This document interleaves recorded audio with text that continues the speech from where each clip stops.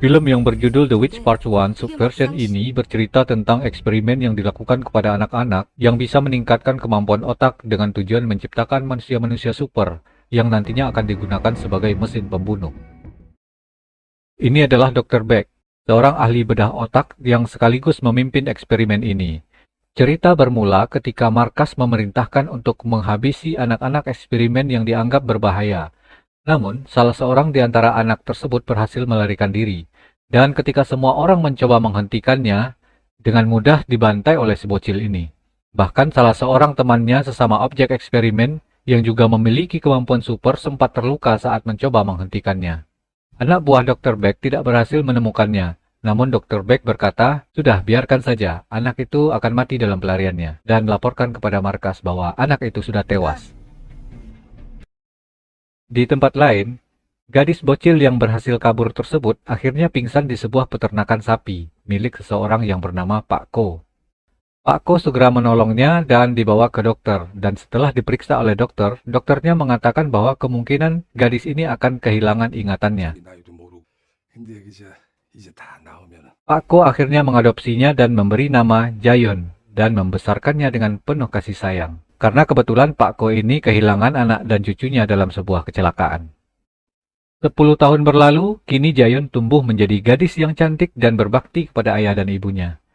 Banyak hal istimewa yang dimiliki oleh Jayon, kemampuan yang lebih dari anak seusianya, seperti mengendarai mobil yang lebih jago dari ayahnya, selalu mendapat ranking 1 di sekolah meski tidak pernah belajar, bahkan nilainya pun bisa menjadi nilai terbaik di negaranya. Dia juga bisa menguasai bahasa yang baru, walaupun hanya dengan sekali mendengarkannya. Dan kemampuan lainnya yang mustahil untuk dipelajari dalam waktu yang singkat. Ibu Ko menderita penyakit Alzheimer, di mana ia mengalami penurunan daya ingat. Biaya berobat yang mahal, ditambah lagi dengan saat ini harga daging sapi yang merosot, membuat kondisi ekonomi keluarga Ko semakin krisis. Jayon sendiri sering merasakan sakit kepala yang ternyata hal tersebut adalah dampak dari eksperimen yang pernah dilakukan terhadapnya dulu. Cerita berlanjut ketika Jayon berangkat ke sekolah bersama teman dekatnya yaitu Myung-hee, di mana Myung-hee ini adalah anak dari seorang polisi. Dan saat di perjalanan, Myung-hee menunjukkan kepada Jayon sebuah iklan kontes bakat yang berhadiah $500.000. Jayon berpikir dengan uang sebanyak itu tentu bisa melunasi tagihan rumah sakit ibunya dan memperbaiki kondisi keuangan keluarga Ko. Singkat cerita, Jayon mendaftar untuk mengikuti audisi dan Jayon lolos. Dan dia akan berangkat ke Seoul untuk mengikuti babak penyisihan. Di rumah, Jayon, Myung-hee, dan kedua orang tua Jayon menonton televisi dan melihat bagaimana penampilan Jayon saat audisi. Tak hanya pintar bernyanyi, ternyata Jayon juga menunjukkan bakat lainnya yang mereka sebut sebagai sihir. Dengan kemampuan tersebut malah membuat kedua orang tuanya semakin khawatir dan takut akan kehilangan Jayon. Namun Myung-hee meyakinkan orang tua Jayon, dan Jayon juga berjanji akan berhenti setelah mendapatkan hadiahnya. Dan saat itu tiba-tiba ada suara telepon masuk. Tapi saat Myung-hee mengangkat teleponnya, tidak ada orang yang berbicara. Pak Ko semakin khawatir dengan hal itu. Dan malam itu, Jayon kembali merasakan sakit kepala yang luar biasa. Di keesokan harinya, Jayon dan Myung-hee akan mengikuti audisi selanjutnya ke Seoul. Mereka naik kereta listrik, dan saat di kereta mereka bertemu dengan seorang asing yang tampan dan ganteng yang persis duduk di depan mereka. Orang tersebut adalah Nobleman. Katanya dia sangat mengenal Jayon di masa lalu, tapi Jayon mengaku sama sekali tidak mengenalinya, dan mengira Nobleman ini salah orang. Tiba-tiba, Nobleman mengayunkan tangan ke arah Jayon, seperti hendak memukulnya. Tetapi ternyata aksi tersebut adalah untuk mengirimkan informasi langsung ke memori Jayon, yang sontak membuat Jayon menangis dan terdiam. Singkat cerita, mereka sampai di Seoul dan hampir saja terlambat mengikuti audisi. Tapi beruntungnya mereka masih sempat tampil dan Jayon mengikuti audisi dengan lancar. Dan lagi-lagi di sini Jayon menunjukkan bakat sihirnya. Dan di tempat lain, Dr. Beck dan Mr. Choi juga menonton pertunjukannya melalui televisi. Akhirnya Jayon berhasil maju ke babak semifinal. Dan saat ingin pulang, kepala Jayon kembali sakit dan membuatnya segera ke kamar mandi. Dan saat itu Jayon teringat perkataan dokter yang memvonis jika Jayon akan mati dalam waktu kurang lebih 2-3 bulan ke depan. Dan untuk menyembuhkan penyakitnya tersebut, dibutuhkan transplantasi sumsum tulang belakang orang tua kandung. Sementara Jayon tidak tahu siapa orang tua kandungnya.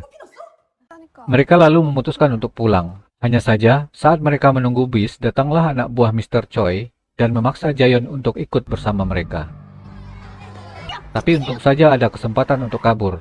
Lalu akhirnya mereka naik taksi ke stasiun dan melanjutkan dengan naik kereta, sehingga sampai di kota asal mereka. Setelah turun dari kereta, Jayon dan Myung-hee melanjutkan perjalanan dengan bis, tapi ternyata bisnya tidak kunjung datang, yang membuat mereka menunggu cukup lama. Dan saat itu Myung-hee mendapat telepon dari ayahnya, lalu dia pergi ke toilet. Saat Jayon menunggu bis sendirian, nobleman kemudian datang dan mengajak untuk ikut bersamanya. Tapi Jayon masih tidak peduli. Lalu nobleman mengancam akan membunuh orang tuanya yang sontak membuat Jayon berlari dan menyuruh Myung-hee untuk menelpon ayahnya yang seorang polisi untuk datang ke rumah Jayon. Nobleman bersama dengan rekannya, Dae-yoon, yang juga seorang hasil eksperimen, sampai di depan rumah keluarga Ko. Sesaat kemudian datang pula lah ayah Myung-hee. Ayahnya Myung-hee yang polisi ini merasa agak curiga dengan penampilan nobleman dan rekan-rekannya yang sedikit aneh. Dan akhirnya nobleman pun pergi.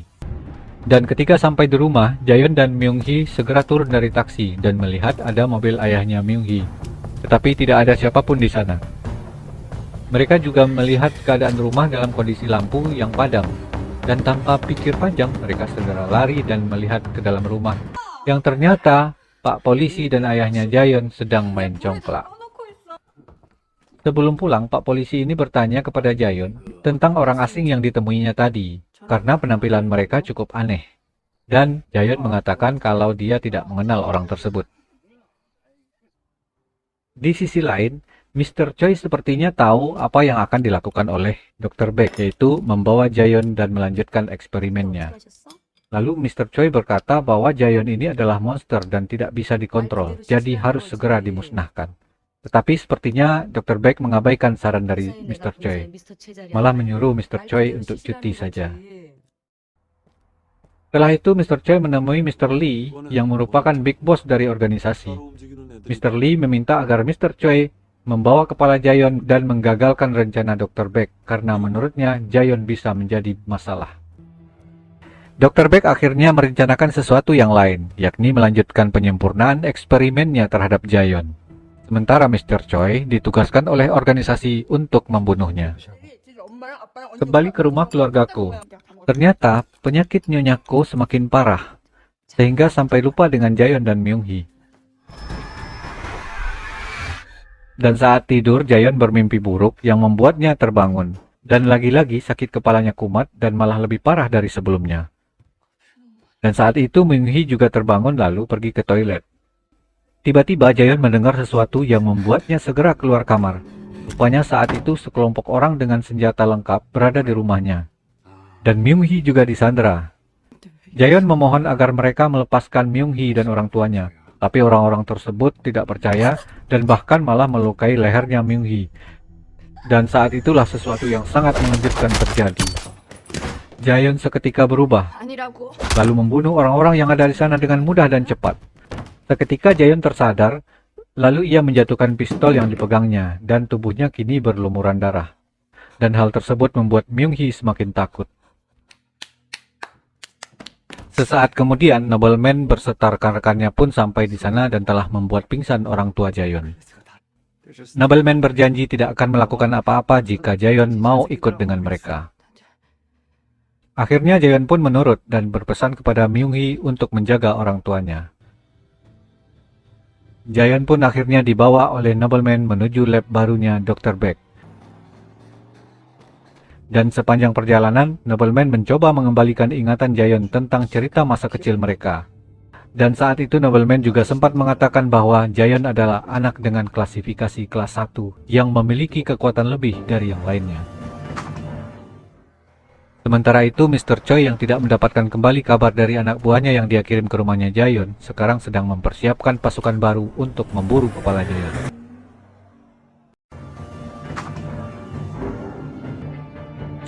Setelah sampai di lab barunya Dr. Beck, Jayon lalu masuk ke dalam sebuah ruangan khusus dan tangannya diikat ke sebuah kursi. Dan di sisi lain ruangan, Dr. Beck memperhatikan Jayon dan memulai percakapan.